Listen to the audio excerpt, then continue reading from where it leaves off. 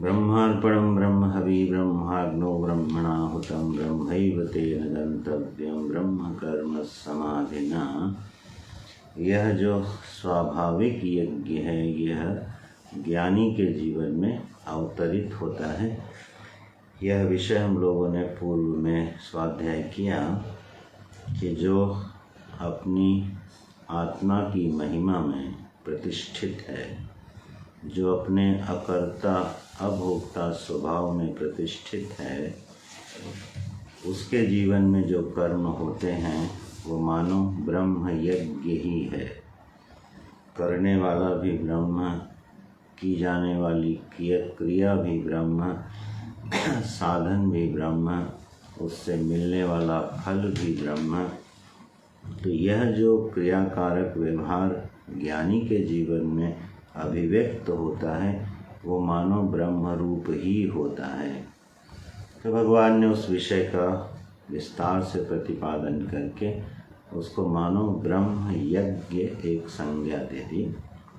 अब आगे यज्ञ का एक सुंदर प्रकरण प्रारंभ करते हैं कि जो साधक है, जो जिज्ञासु है और जिज्ञासु होना चाहता है, जो साधक है और जो साधक होना चाहता है, वो कौन कौन से साधन अपने जीवन में समाविष्ट कर सकता है। तो वो यहाँ 12 यज्ञों का एक प्रकरण 25वें श्लोक से भगवान प्रारंभ करते हैं। दैवमेवापरे यज्ञम योगिनः पर्युपासते। ये पहला यज्ञ बताया। योगिनः माने कर्मिणः, जो कर्मी लोग हैं, कर्मशील लोग हैं, वो दैव यज्ञ करते हैं। दैव माने देवोपासना रूपी यज्ञ करते हैं, आहुति देते हैं, देवों के हितार्थ अपना द्रव्यादि समर्पित करते हैं। पंच यज्ञ जो गृहस्थ आश्रम में हैं उनको करते हैं और तत्त देवों की आहुति रूप से उपासना करते हैं, हितार्थ भावना से कार्य करते हैं। तो यह दैव यज्ञ है, ये कर्मिणः कर्मशील लोग करते हैं। इसके बाद भगवान दूसरा यज्ञ बताते हैं। इस पर हम लोगों ने चर्चा करी थी। अब दूसरा यज्ञ है, यह मुमुक्षु का यज्ञ है। एक उत्कृष्ट जो मुमुक्षु है, जिज्ञासु है, उसको अपने जीवन में कौन सा अभ्यास करना चाहिए, कौन सी आहुति उसको अपने जीवन में डालनी चाहिए, इस एक सुंदर यज्ञ का वर्णन करते हैं। ब्रह्माग्नौ अपरे यज्ञम यज्ञेनैवोपजुह्वति। अपरे, अपरे माने जिज्ञासवः मुमुक्षवः, जो आत्म तत्व को जान चुके हैं परोक्ष रूप से और अब उस अनुभव में जीना चाहते हैं। ये यज्ञ विशेष किनके लिए है? जिन्होंने गुरु परंपरा से, श्रवण से संयम पूर्वक उस आत्म तत्व का श्रवण किया है, तत्पद का जो शोधन है वो किया है, त्वम पद का शोधन किया है। परंपरा से सम्यक श्रवण करने के पश्चात ब्रह्म तत्व क्या है, आत्म तत्व क्या है, ईश्वर क्या है, इन विषयों को जो परोक्ष रूप से जानता है, अब उसमें उसको कोई संशय नहीं है। ऐसा जो मुमुक्षु है, अब उसके जीवन में एक प्रश्न आता है कि ये मेरा अनुभव क्यों नहीं बन रहा। भगवान कहते हैं, श्रुतियाँ कहती हैं कि तुम अकर्ता भोक्ता हो, असंग हो, सच्चिदानंद स्वरूप हो, और युक्तियों से, शास्त्रों से यह बुद्धि में सिद्ध भी हो चुका है, अब कोई संशय भी इसमें नहीं रहा है, लेकिन वो हमारे जीवन का अभी अनुभव नहीं बन पा रहा है, साक्षात्कार नहीं हो पा रहा है। उनके लिए भगवान ये यज्ञ विशेष का वर्णन करते हैं। उनको कौन सा यज्ञ करना चाहिए? तो बोले अपरे ब्रह्माग्नो, ब्रह्माग्नि में यज्ञम यज्ञेनैव पुजुह्वति। अब यहाँ यज्ञ जो शब्द है ना, उसका अर्थ है आत्मा। पाठात ये प्राप्त होता है, ये बड़ा विशिष्ट अर्थ है। यज्ञ शब्द का अर्थ है यहाँ पर आत्मा, जीव। बोले ये अर्थ आप कहाँ से ले आए? जो मन चाहता है वो अर्थ कर लेते हैं क्या? ऐसा नहीं है। ये अर्थ भगवान भाष्यकार ने दिया है और उसी अर्थ से ये श्लोक का अर्थ प्रकट होता है।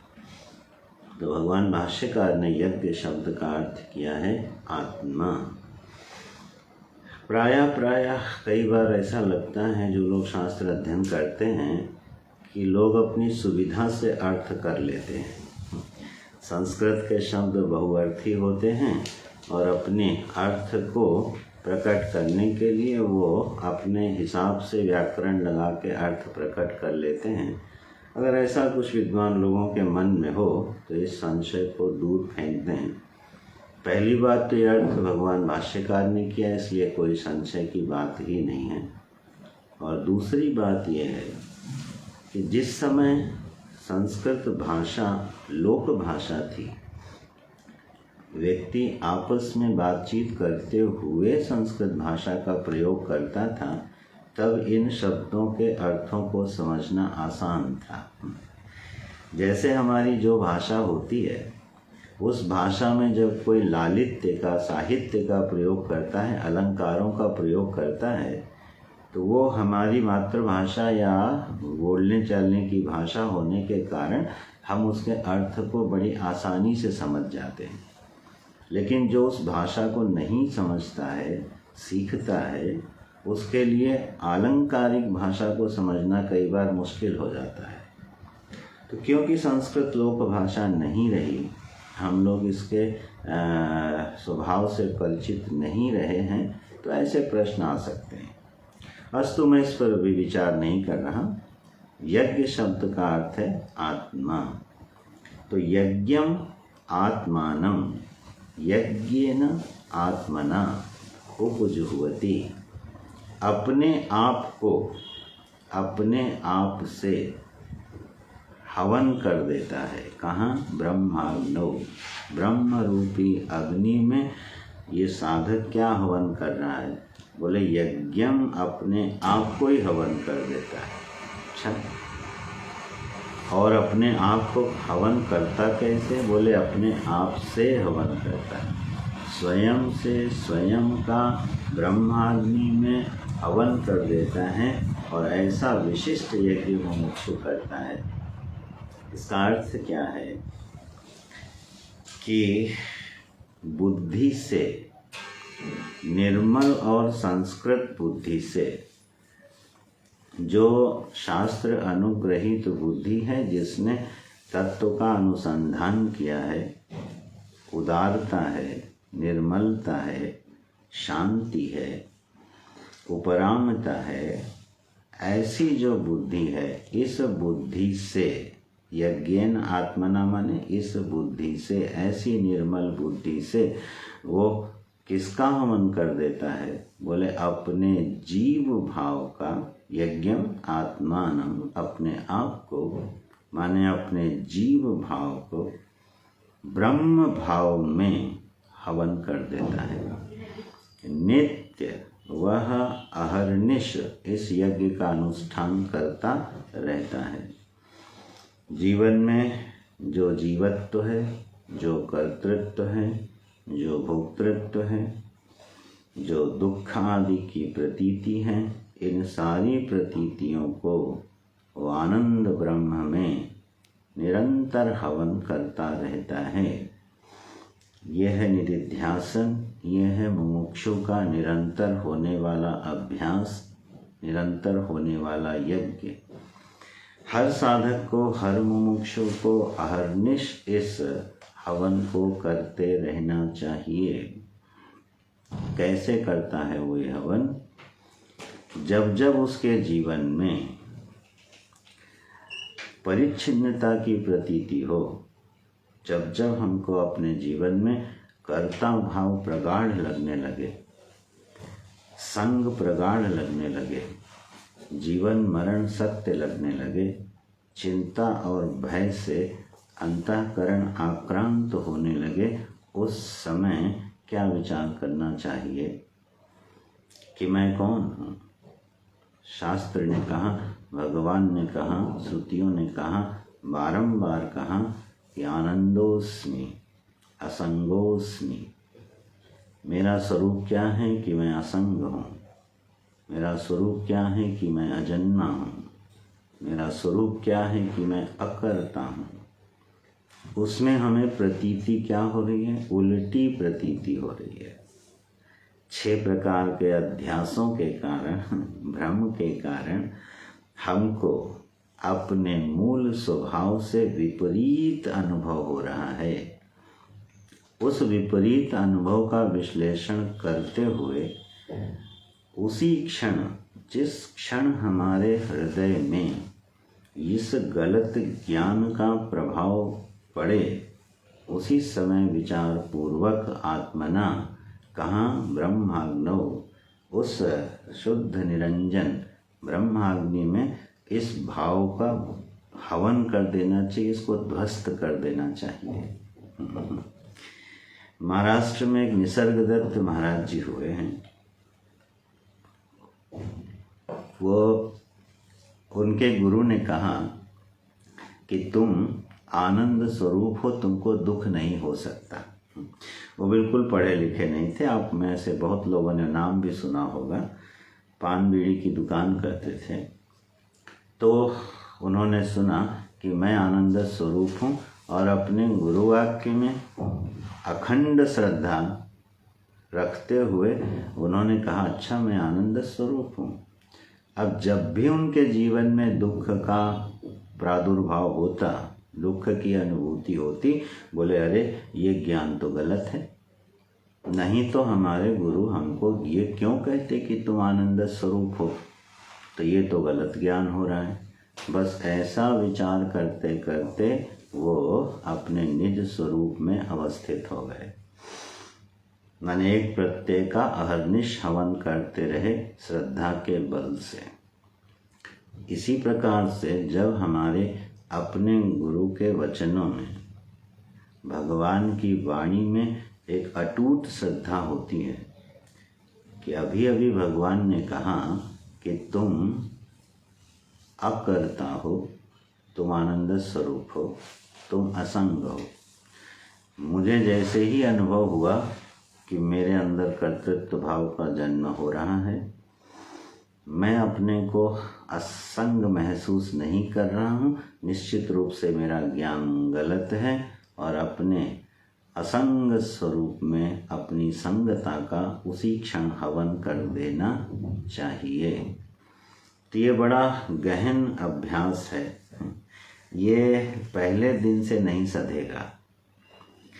जब तक बुद्धि भगवान के वचन को अखंड श्रद्धा के साथ स्वीकार नहीं कर लेगी, तब तक ये हवन जल्दी नहीं होगा। फिर वो बुद्धि तर्क उपस्थित करती रहेगी। इसके बीच में क्रम है जो डाला जा सकता है। वो क्रम क्या है कि जैसे मुझे अपने कर्तृत्व का जब अनुभव हो, मैं करता हूँ, तो उस समय ये मानना कि मैं करता नहीं हूँ, मैं निमित्त हूँ। किसका? ईश्वर का, गुरु का, समष्टि का। मैं करता नहीं हो सकता हूँ, हो सकता है मैं निमित्त हूँ। वह ईश्वर परमात्मा मेरे माध्यम से अमुक कार्य को करवाना चाहता है। इसी के कारण हमारे हृदय में वैसे ही संकल्प आते हैं, वैसे ही मेरी बुद्धि काम करती है, वैसे ही मैं प्रवृत्त होता हूँ। तो यह जो प्रवृत्ति है, इसका सीधा सीधा कर्ता मैं नहीं हूँ, इसका प्रेरयिता मेरे परमात्मा हैं, रुजन है, मैं तो निमित्त मात्र हूँ। यह जो भाव है, ये हवन ब्रह्माग्नों में नहीं है, ईश्वराग्नों में है। गीता जी में भगवान ने शब्द दिया ब्रह्माग्नो। लेकिन ब्रह्माग्नों में पहुंचने से पहले ईश्वराग्नों में जरा हवन कर लेना चाहिए, तब अगले स्टेप में ब्रह्माग्नों सिद्ध होता है। तो अपने को निमित्त मानना आसान है, सरल है, अच्छा भी लगता है और व्यावहारिक स्तर का सत्य भी है। क्योंकि जब भी मैं अपने जीवन का विश्लेषण करता हूँ, मैं ये पाता हूँ कि मैं अपनी योजना के अनुसार जीवन नहीं जी पाता हूँ। मैं अपने हर संकल्प को क्रियान्वित नहीं कर पाता हूँ। ये परिस्थिति देने वाला, प्रेरणा देने वाला, संकल्प देने वाला, परिस्थितियाँ देने वाला, मदद करने वाला कोई एक सत्ता है जिसको मैं अपना ईश्वर मानता हूँ।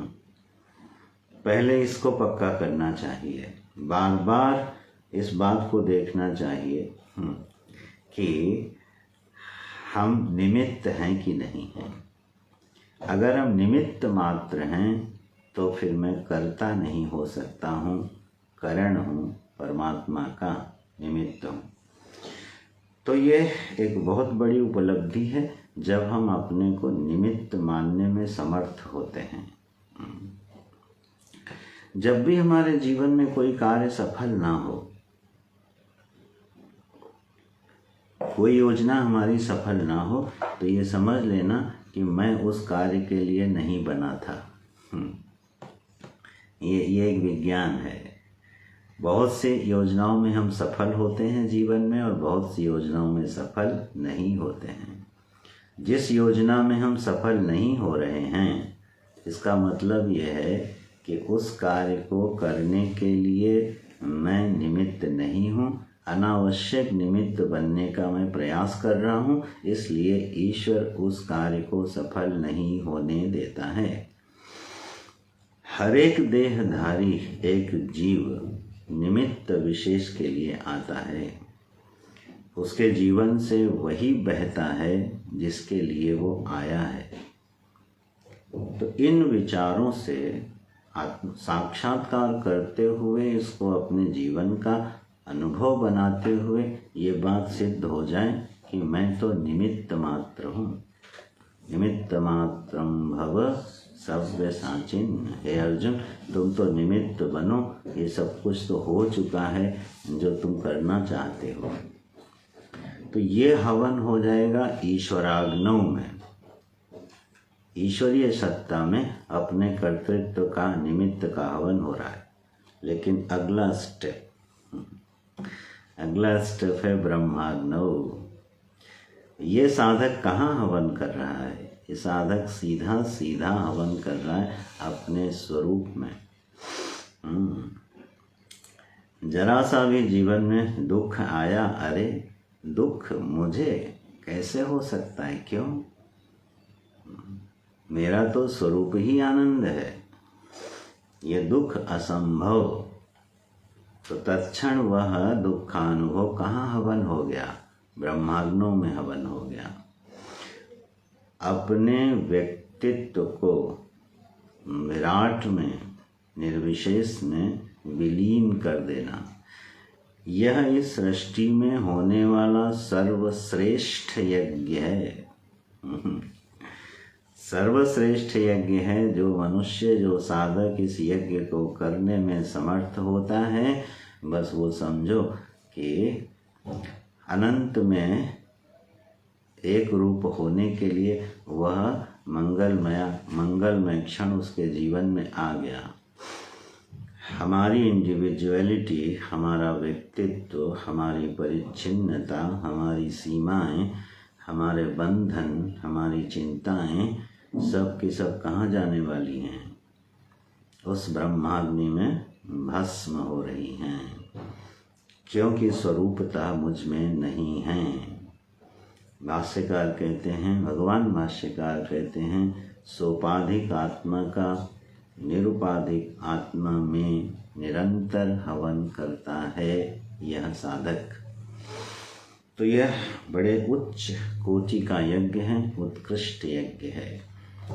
जो भी समय उपलब्ध हो या भगवान की जब कृपा हो और ऐसे कुछ क्षण भी आ जाएं जब हम शुद्ध भाव से अपने आप को उस अनंत में विसर्जित करने में समर्थ हों, वो बड़े मंगलमय क्षण हैं। वो ऐसे आनंद के, ऐसे आह्लाद का प्राकट्य करते हैं, ऐसी अखंड शांति का स्वाद चखा देता है ये यज्ञ। जो आत्म स्वरूप की जो शांति है ना, आत्म स्वरूप का जो आनंद है, उस आनंद से अभी परिचय नहीं है।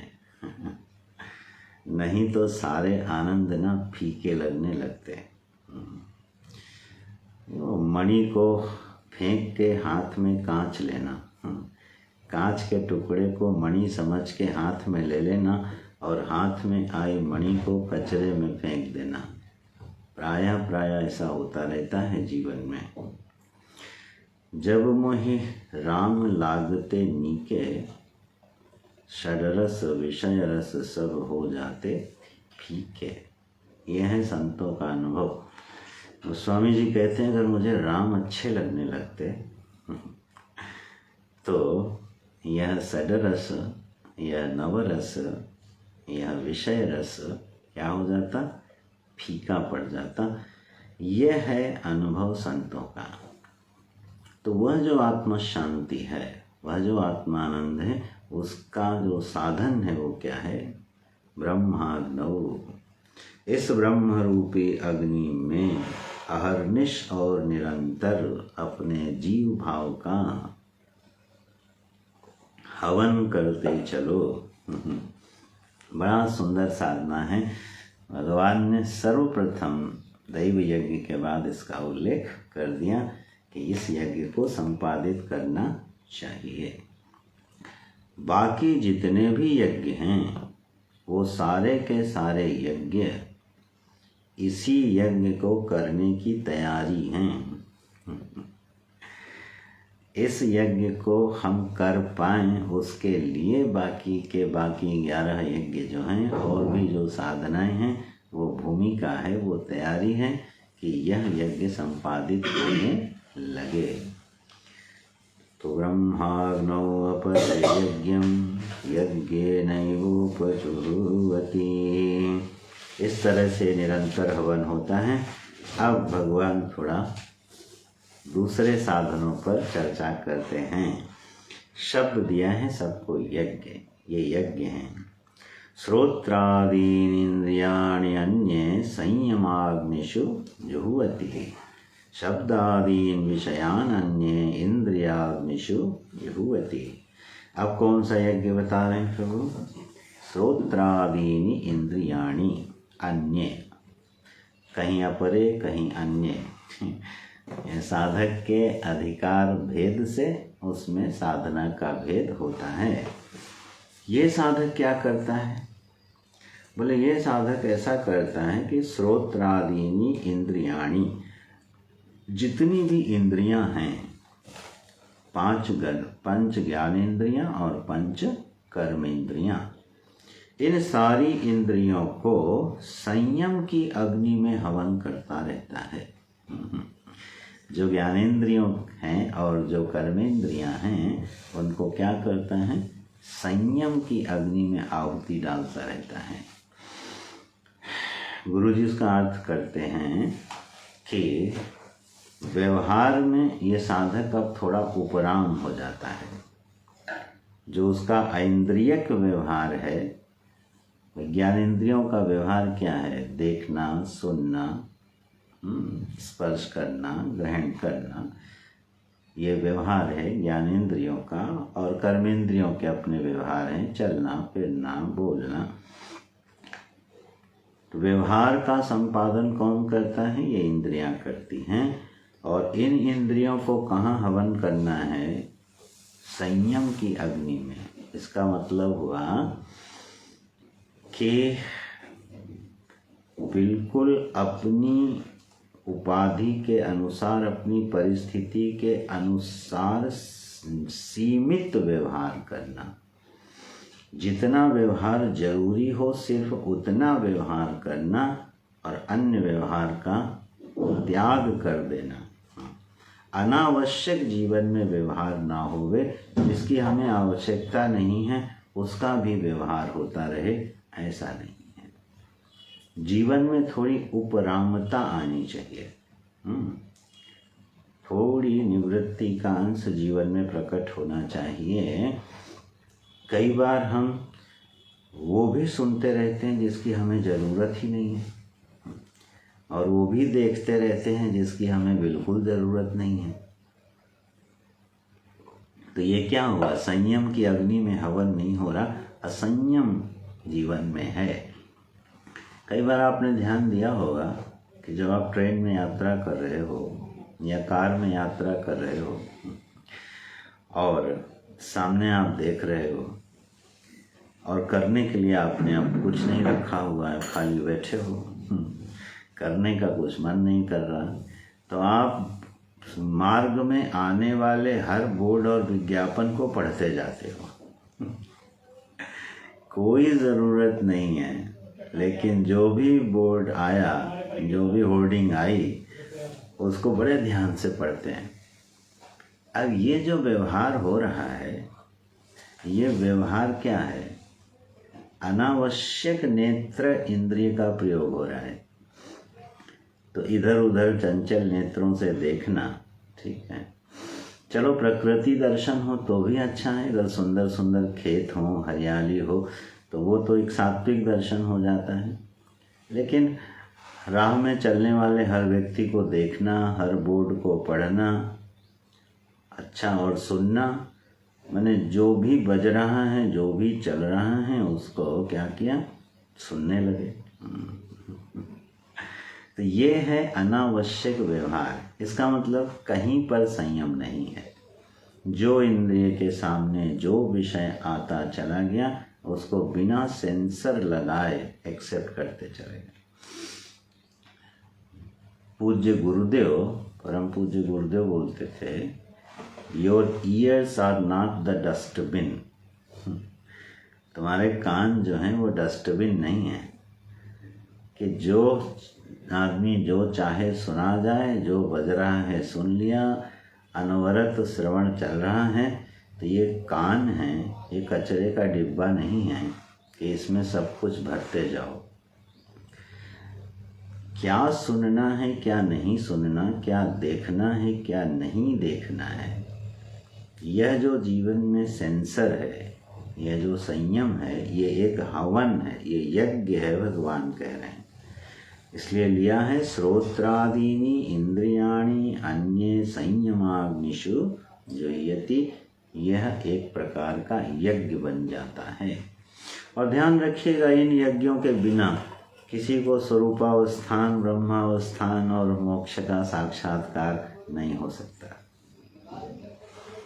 जीवन की ये बेसिक चीज़ें हैं, इनको अपनाए बिना कोई ऊपर उठता नहीं है। इसलिए थोड़ा ज़रा व्यवहार में सावधान रहना चाहिए। और इसका प्रभाव आप देखेंगे कि मन जो है ना, वो शीतल होने लगेगा। जब हम केवल उचित व्यवहार जीवन में करेंगे ना, तो मन पर उसका बहुत अनुकूल प्रभाव पड़ता है। वो स्थिर, शांत, अंतर्मुखी, आत्मानुसंधानी होने लगता है। इसलिए जीवन में इस बात का ध्यान रखना चाहिए, इंद्रिय व्यवहार करते समय थोड़ी उपरामता हो गए। अब आगे ये बताते हैं, शब्दादीन विषयान अन्ये इंद्रियाग्निषु जुह्वति। ये जो शब्द आदि विषय हैं, देखिएगा इंद्रियों का नहीं बता रहे। इंद्रियों का जब बता रहे थे तो उपरामता की बात कर रहे थे भगवान। अब कह रहे हैं शब्दादीन विषयान अन्य इंद्रियाग्निषु जुह्वति।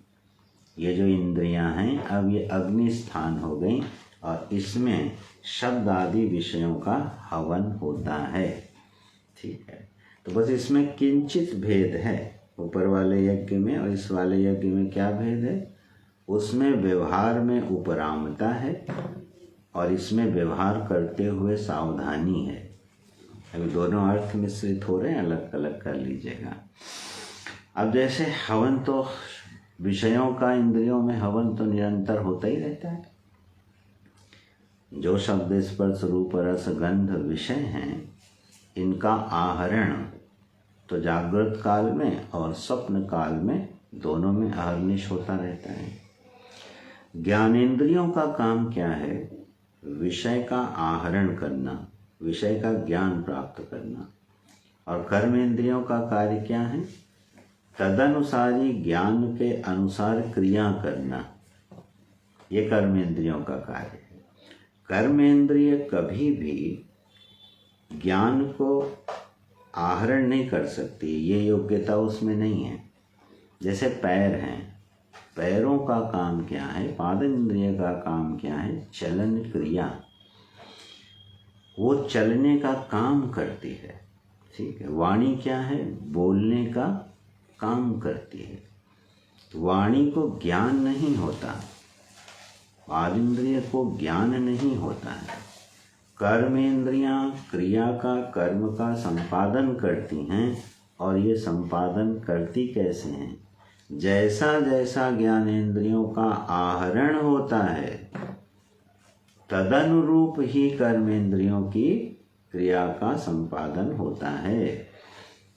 जैसे हमने नेत्रों से देखा कि वह एक सुंदर देवालय है, वो बड़ा प्राचीन देवालय है, बहुत सुंदर दिखाई दे रहा है। ये ज्ञान कैसे हुआ? ये ज्ञान हुआ रूपक ज्ञान, नेत्र इंद्रिय से ज्ञान हुआ। ज्ञान इंद्रिय ने क्या किया? उस देवालय का ज्ञान करा दिया कि देवालयम अस्ति, देवालय अस्ति, यह देवालय है। फिर उस ज्ञान की क्रियात्मक अभिव्यक्ति क्या हुई? पैरों से चल करके हम उस मंदिर की तरफ बढ़ गए, चलो आओ उसका दर्शन करते हैं। तो नेत्र ज्ञान के अनुसार पाद इंद्रिय ने क्या किया? कर्म का संपादन किया। तो कर्म इंद्रियां लाए हुए ज्ञान के अनुसार संपादन करती हैं, उनकी स्वतंत्र प्रवृत्ति नहीं होती है। जैसे जो कुछ हम बोलते हैं, तो बोलने से पहले सुनना जरूरी है। अब अगर हम आपसे कहें कि जरा क्रिप्टो करेंसी के बारे में कुछ बताइए, तो मेरी वाणी एक शब्द भी नहीं बोल पाएगी, क्योंकि मैंने क्रिप्टो करेंसी के बारे में कुछ भी सुना नहीं है। तो वाक व्यवहार उस विषय में नहीं हो पाएगा, क्योंकि उसका बिल्कुल श्रवण ही नहीं है, ठीक है। तो सबके अपने अपने विषय होते हैं, उसी के अनुसार वो बोलता है। जो व्यापारी हैं वो व्यापार के बारे में, शेयर मार्केट के बारे में बहुत अच्छे से बोल सकता है, घंटों बोल सकता है। लेकिन अगर ब्रह्म विद्या के बारे में बोलना हो तो शायद एक शब्द भी न निकल पाए, यदि उसने श्रवण नहीं किया है। तो हम लोग व्यापार के बारे में शायद 2-4-10 मिनट से ज़्यादा न बोल पाए, क्योंकि बहुत श्रवण नहीं हुआ है। और शास्त्र कृपा से ब्रह्म विद्या पर यदि चर्चा होती रहती है तो किंचित वाणी उसके संबंध में व्यवहार कर पाती है। तो ज्ञानेंद्रियों से होता है आहरण और कर्मेंद्रियों से होता है विहरण। युक्ताहार विहार जो 6ठे अध्याय में आएगा ना, उसकी व्याख्या देखिएगा। युक्ताहार और युक्त विहार, आहरण है ज्ञानेंद्रियों का और विहरण है कर्मेंद्रियों का। वो दोनों जिसके जीवन में युक्त हैं, बैलेंस्ड हैं। तो अब यहाँ भगवान क्या कह रहे हैं? शब्दादीन विषयान अन्य, ये जो हमें ज्ञानेंद्रियों से आहरण होता है, ठीक है ना, इसमें कहीं ना कहीं सेंसर लगाना चाहिए, नहीं तो विहरण बिगड़ जाएगा। आपको बताऊं, इस मन में, सभी के पास जो उसका मन है, वो अनादि अनादि जन्मों के संस्कारों की संचित राशि को अपने अंदर समेटे हुए है। ऐसा कोई शरीर नहीं होगा जो हमने लेके ना छोड़ दिया हो। ये सृष्टि अनादि है।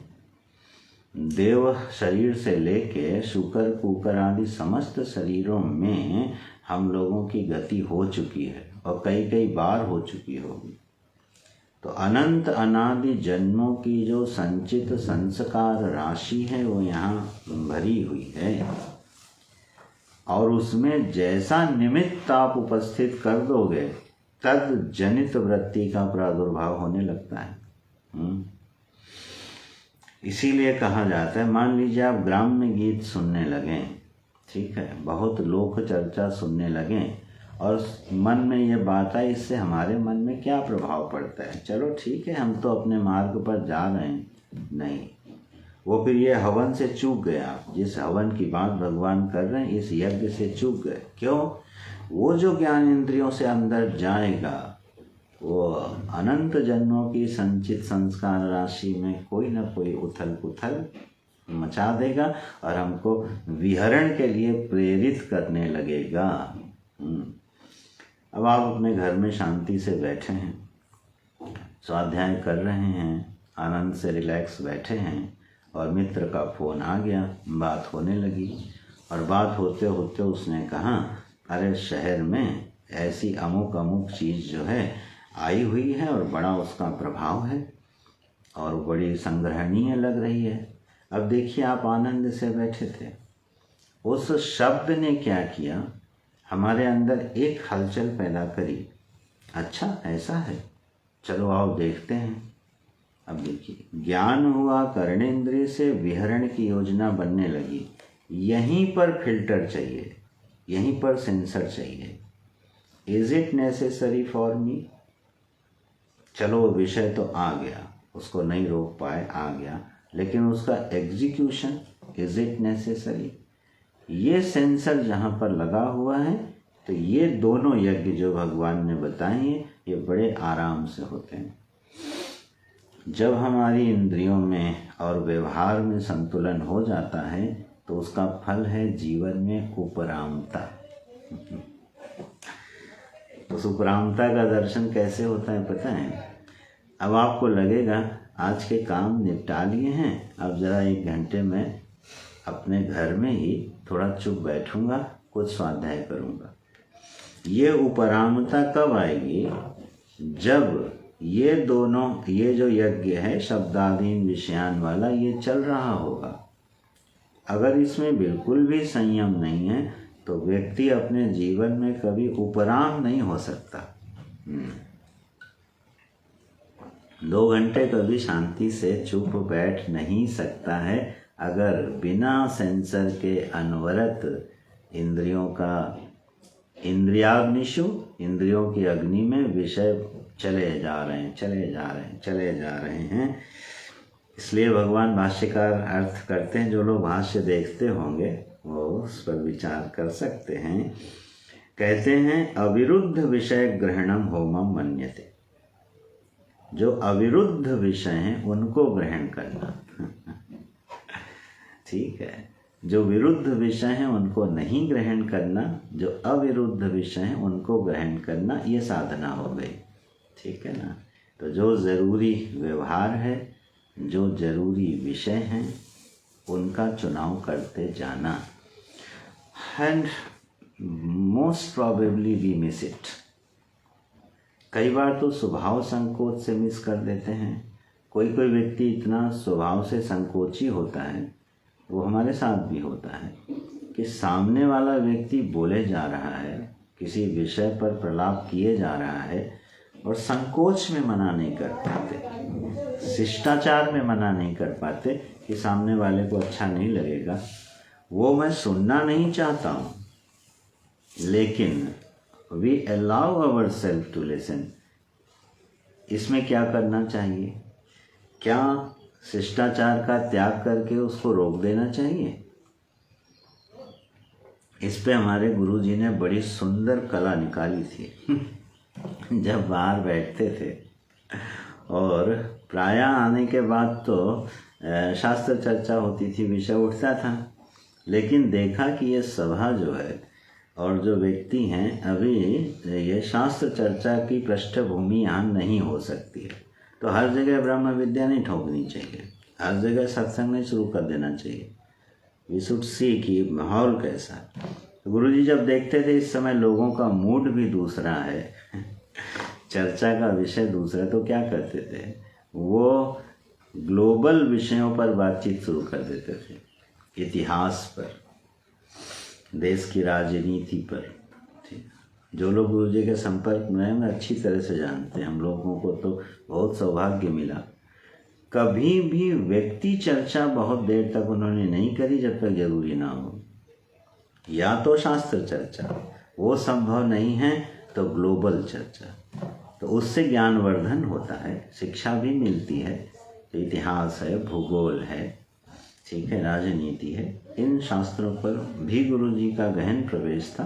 तो उस पर बड़ी लंबी लंबी बात होती थी और सभा खत्म होने के बाद बोलते थे, हाँ भाई कोई श्लोक सुना दो तब उठा जाए। तो फिर कोई न कोई श्लोक सुनते हुए वो फिर उठ जाते थे। तो ये कुछ तरीके हैं जो हमको डेवलप करने पड़ेंगे अपने स्वभाव से, अपनी परिस्थिति से। हर एक व्यक्ति के जीवन की परिस्थिति और स्वभाव अलग होता है। इन चीज़ों के लिए कोई यूनिवर्सल रूल नहीं बनते हैं, ये बड़े फ्लेक्सिबल हैं। ये हमको और आपको स्वयं डिसाइड करना होगा, हमारी परिस्थिति क्या है, हमारा स्वभाव क्या है, उसमें हम कैसे इसको हैंडल कर सकते हैं। लेकिन लक्ष्य क्या है, अनावश्यक विषयों का ग्रहण ना होवे और किंचित उपरामता की सिद्धि होने लगे। तो ये 2 प्रकार के यज्ञ भगवान ने बताए। श्रोत्रादीन इंद्रियाण्यन्ये संयमाग्निषु जुह्वति, शब्दादीन विषयानन्ये इंद्रियाग्निषु जुह्वति। अब बताते हैं 27वें श्लोक में थोड़ा अष्टांग योग को स्पर्श करते हैं। सर्वाणि इंद्रिय कर्माणि प्राण कर्माणि चापरे आत्मसंयम योगाग्नौ जुह्वति ज्ञान दीपिते। क्या है, बोले सर्वाणि इंद्रिय कर्माणि, ठीक, जिसकी अभी ऊपर बात कर रहे थे, 5 ज्ञानेंद्रियां और 5 कर्मेंद्रियां इनका। लेकिन इसमें जब सर्वाणी शब्द प्रयोग किया है ना, इसमें मन को भी लिया जाता है, क्योंकि आपको मालूम है मन को इंद्रिय माना गया है।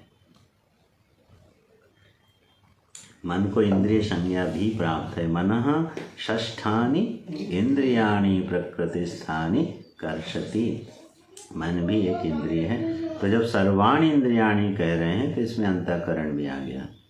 तो सर्वाणि इंद्रिय कर्माणि प्राण कर्माणि चापरे, और जो प्राण के कर्म हैं वो, इन दोनों को क्या करता है, आत्म संयम योगाग्नो, योग की अग्नि में, आत्म संयम रूपी योग की अग्नि में इनको विवेक पूर्वक भस्म करता है। ज्ञान दीपिते जुह्वति, ऐसे मूर्खतापूर्ण नहीं, विवेक पूर्वक, विवेक के प्रकाश में इनको हवन करता रहता है।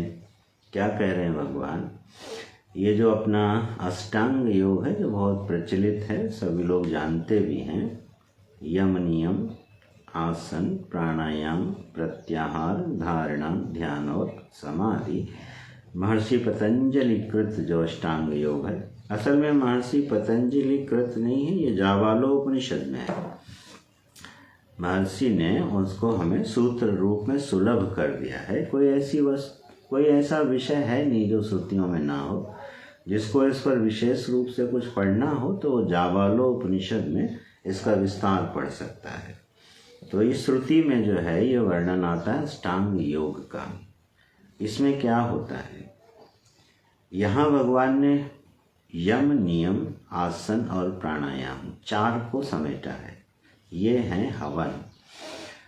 तो जीवन में जब हमारे उपरामता सधने लगती है, विषयों का आहरण थोड़ा संयमित हो जाता है, तो यम नियम का प्रवेश हो जाता है।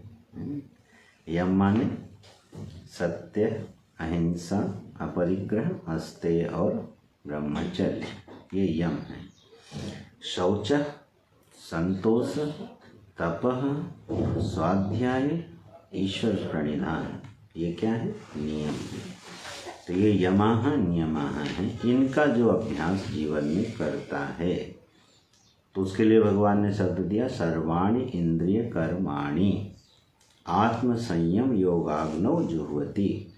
तो इस पूरे अपने कार्यकरण संघात को इन 10 के अंदर समेटने की कोशिश करता है। मैं अति संक्षेप में कहता हूँ, जीवन में शुचिता हो, ईश्वर के प्रति समर्पण का भाव हो, है व्रत उपवास आदि और विचार रूपी तप हो, स्वाध्याय हो, सत्य बोलने की थोड़ी प्रवृत्ति हो। थोड़ी शब्द मैं जानबूझ के बोल रहा हूँ। संपूर्ण व्यवहारिक सत्य बोलना इतना आसान नहीं होता है, मैनिपुलेशन होता ही है। व्यापारी लोग कहते हैं कि स्वामी जी अगर सत्य बोलें तो हमारी दुकान नहीं चलेगी, और यह सत्य है, वो जो बोल रहे हैं ना वो सत्य है कि अगर वैश्य वर्ग या वणिक वर्ग, व्यापारी वर्ग पूरा सत्य बोल दे कस्टमर के सामने तो बिजनेस नहीं चलता है। और इस बात को स्वीकार किया गया है भागवत जी में। तो खैर, मैं कहना ये चाहता हूँ कि यथासंभव जीवन में सत्य होवे, ठीक है, कुछ शुचिता होवे, एक संयमित नियमित जीवन होवे, बहुत अधिक संग्रह करने की प्रवृत्ति ना होवे, और ब्रह्मचर्य का पालन होवे। ये है सर्वाणि इंद्रिय कर्माणि, कहाँ? आत्म संयम योगाग्नौ। जो आत्म संयम रूपी योगाग्नि है, यहाँ शब्द ध्यान दीजिएगा, योग शब्द डाला है, ये वो है क्रिया योग, अष्टांग योग, कर्म योग नहीं है, ये क्रिया योग है। वह उस क्रिया योग में, आत्म संयम रूपी क्रिया योग में प्रेम से हवन करता रहता है। ये सब यज्ञ हैं, ये सब हवन हैं जो जीवन में अहर्निश हो सकते हैं। गुरु जी जब इसको समझाते थे बोलते थे ऐसा है, सड़क के किनारे टायर जलाया और घर का कचरा उठा के फेंक आए, उसका नाम हवन नहीं होता। सड़क किनारे जलते हुए टायर में घर का कचरा फेंक देना और फिर बोले वाह मैंने तो आज क्या किया, हवन किया। कौन सा हवन किया? टायर यज्ञ किया। इसमें डाला क्या? बोले कूड़ा डाला। उसको यज्ञ नहीं कहते। यज्ञ जो होता है वो एक विधि का नाम है। यज्ञ वेदी बनती है, यजमान होता है, पुरोहित होता है, देवों का आवाहन होता है, शुद्ध संविधा रखी जाती है, एक संकल्प होता है, उसका नाम यज्ञ होता है। आग में सामान डालने का नाम हवन नहीं है। इस साम में से कैसा हवन बता रहे हैं भगवान?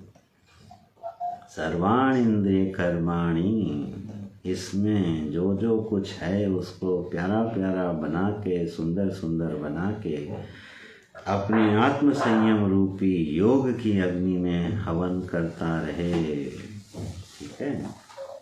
और प्राण कर्माणि चा परे, यहाँ प्राण कर्माणि का अर्थ है प्राणायाम, ठीक है। ये जो प्राणायाम है, इस प्राणायाम को करता है। आकुंचन प्रसारणादीनि तानि, ये जो प्राणायाम है इसको करते। प्राणायाम की साधना को भगवान ने गीता जी में स्वीकार किया है, भागवत जी में भगवान वेदव्यास जी ने इसको स्वीकार किया है। ये बिल्कुल शास्त्रीय साधन है प्राणायाम। प्राणायाम हम लोगों को किसी थोड़ा बहुत अपने अपने शारीरिक स्थिति के अनुसार करना चाहिए। यहाँ पर प्राणायाम का वर्णन अष्टांग योग में क्यों किया है? आसन की सिद्धि जो है ना, वो बिना प्राणायाम के नहीं होती। जैसे हम किसी एक आसन में बहुत देर तक जब नहीं बैठ पाते हैं, उसके मूल में जानते हैं क्या है? प्राणायाम नहीं। तो प्राणायाम का संबंध आसन की सिद्धि से जोड़ा गया है। जब प्राणों का जो संचरण है मूलाधार से सहस्रार तक विधिवत होता है, तो आसन में स्थिरता आती है, और आसन की स्थिरता से मन की स्थिरता आती है। अब ये सब योग के विषय हैं, थोड़ा बहुत चर्चा कर लेते हैं। आसन स्थिर होने से मन स्थिर होता है, और मन स्थिर होने से आसन स्थिर होता है। इन दोनों का परस्पर संबंध बनता है, परस्पर एक दूसरे के पूरक हैं। इसलिए अपने शारीरिक क्षमता को ध्यान में रख के सामान्य प्राणायाम तो अवश्य करना चाहिए। प्राणायाम से जो देह के दोष हैं उसकी निवृत्ति होती है श्रीमद् भागवत के अनुसार। तो प्राणायाम थोड़ा अनुलोम विलोम हो जाए, गहरी सांस ले। और इसमें हम एक बात जोड़ना चाहेंगे, जब भी व्यक्ति प्राणायाम करे उसमें ओम का या अपने मंत्र का समावेश कर ले तो जप साधना भी हो जाती है। केवल खाली फूंफा करने से जो है वो ज़्यादा आदमी कर भी नहीं पाता, ऊब जाता है। बैठे बैठे सांस अंदर बाहर कर रहा है, थक जाता है। हर एक अंदर जाती हुई सांस के साथ वह ओम अपने दिव्य रूप में प्रवेश कर रहा है और हर बाहर जाती हुई सांस के साथ हमारे अंतःकरण का कालुष्य मालिन्य बाहर फेंका जा रहा है। इस भावना के साथ प्राणायाम कीजिए, देखिएगा बड़ा चित्त पर अनुकूल प्रभाव पड़ता है। तो 10-5 मिनट बिल्कुल सामान्य प्राणायाम मंत्र के साथ जोड़ करके करना चाहिए। ये भगवान कह रहे हैं ये यज्ञ है, ये हवन हो रहा है। हाँ, ये हवन हो रहा है। यहाँ पर जितने हवन बताए हैं भगवान ने वो दैव यज्ञ को छोड़ के बाकी कोई क्रियात्मक वो वाला हवन का उल्लेख ही नहीं कर रहे हैं। आहुति वाला, इसमें क्या आहुति डालनी है और अग्नि क्या है उस पर ध्यान देना चाहिए। आत्म संयम रूपी योग की अग्नि जब प्रज्वलित नहीं है तो हवन कहाँ करेंगे? माने लक्ष्य तो हो, उस लक्ष्य को बोलते हैं अग्नि, ठीक है। और उस जो निर्धारित लक्ष्य है वो बनता है अग्नि, और हमारा शरीर मन बुद्धि इसी के संबंध से बनती है संविदा। और करने वाला हूँ मैं माने जीव। ब्रह्माग्नों को छोड़ के मैं कौन हूँ? जीव। अब मुझे कोई ना कोई अग्नि अपने जीवन में जला के रखनी चाहिए। करुणा वरुणालय परमात्मा श्री कृष्ण ने 12 प्रकार की अग्नियाँ हमको बता दी हैं। तो कोई ना कोई अग्नि दिन भर जली रहनी चाहिए। ये हवन आधे घंटे वाला नहीं है। कभी ब्रह्माग्नि में हवन हो रहा हो, कभी संयमाग्नि में हवन हो रहा हो, कभी इंद्रियाग्नि में हवन हो रहा हो, कभी आत्म संयम योगाग्नि में हवन हो रहा हो। कोई ना कोई हवन दिन भर होते रहना चाहिए।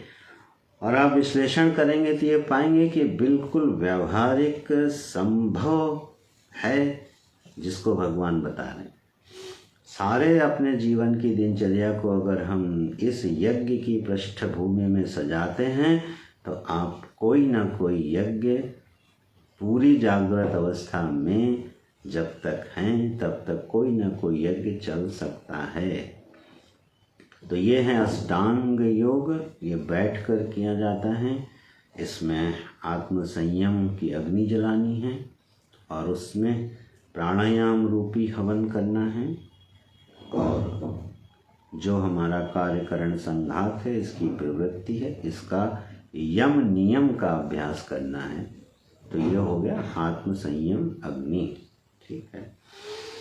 ये है जैसे मान लो मुझे शुचिता प्रिय है, लेकिन मैं अपने आप को शुचि रख नहीं पाता हूँ। बड़ी छोटी सी बात है ये। मुझे अपना कमरा साफ पसंद है, मुझे अपने वस्त्र साफ पसंद है, ये साफ होने चाहिए, लेकिन मैं नहीं कर पाता हूँ क्योंकि हमारे पास सेवक हैं, सामर्थ्य है, लोग हैं, वो कर देते हैं। अब इस पर एक चीज़ ध्यान दीजिएगा, शुचिता हमारी पसंद है और उस शुचिता की पूर्ति, जो बाह्य शुचिता, उसकी पूर्ति हो रही है बाहर के साधनों से। मान लीजिए बाहर के साधनों का कभी अभाव हो जाए, उस समय देखिए आप प्रमाद में क्या अशुचि में रह के निकल आते हैं। कई बार होता है यात्रा में किसी ऐसे कक्ष में निवास मिलता है जो अपने मनोनुकूल स्वच्छ नहीं होता है और साधन भी नहीं होते हैं। उस समय मैंने देखा है साधक लोग क्या करते हैं, आधा घंटा लगाते हैं भले उन्हें एक रात रुकना है, लेकिन अपने बाथरूम को, अपने बिस्तर को, अपने कमरे को आधे घंटे में उतना स्वच्छ कर लेते हैं जिसमें वो आराम से रह सकें। तो ये यज्ञ हो गया, भगवान की दृष्टि में ये यज्ञ हो गया। अब आप वहाँ भुनभुनाओ कि मैंने पैसे दिए हैं, व्यवस्था नहीं है, फ़ोन करो, कंप्लेन करो और परेशान हो, और अंत में वो कमरा भी साफ़ ना हो और उसी गंदे कमरे में आप रात बिता के चले आओ। आप चूक गए। ठीक है, व्यवस्था वालों को बोलिए कि कमरा साफ़ होना चाहिए, नहीं हो रहा है तो आप खुद भी तो कर सकते हो। तो ये यज्ञ हो गया। और इसने इस बात को बता दिया कि मुझे शुचिता वास्तव में पसंद है, मुझे सफाई वास्तव में पसंद है, तो मैं अशुचि को बर्दाश्त नहीं कर सकता हूँ। तो ये हो गया कि आत्म संयम अग्नि हो गई है जिसमें हमने हवन कर लिया। ऐसे ही सत्य बोलना, ठीक है, शुचिता में रहना, अपरिग्रह करना, ये सब क्या है? ये आत्म संयम के बिना होते नहीं है। तो भगवान ने कहा सर्वाणि इंद्रिय कर्माणि प्राण कर्माणि, इन दोनों को मिला करके बनता है अष्टांग योग। ये हो गया एक सुंदर प्रकार का हवन। आगे द्रव्य यज्ञ। अच्छा, समय हो गया है। अगले रविवार को हम लोग फिर बाकी बचे यज्ञों पर, इस पे स्वाध्याय ये किया जा सकता है। आगे भगवान ने अग्नियों का वर्णन नहीं किया। द्रव्य यज्ञास्तपो यज्ञ योग यज्ञ तथा परे स्वाध्याय ज्ञान यज्ञाश्च यतयः संसितव्रताः। अब इसमें अग्नि ढूंढना हमारा काम है। भगवान ने भी सोचा थोड़ा बहुत मेहनत भाई बच्चा लोग तुम भी तो करो। इस यज्ञ में कौन सी अग्नि है, क्या हवन होना है, ये थोड़ा मनन पूर्वक हम लोगों को चिंतन से निकालना चाहिए। गुरुजनों की कृपा से, भगवत कृपा से अगले रविवार को पुनः सत्संग करेंगे, स्वाध्याय करेंगे। बहुत बहुत धन्यवाद। हरिओम तत्सत। नारायण। हरिओम नारायण।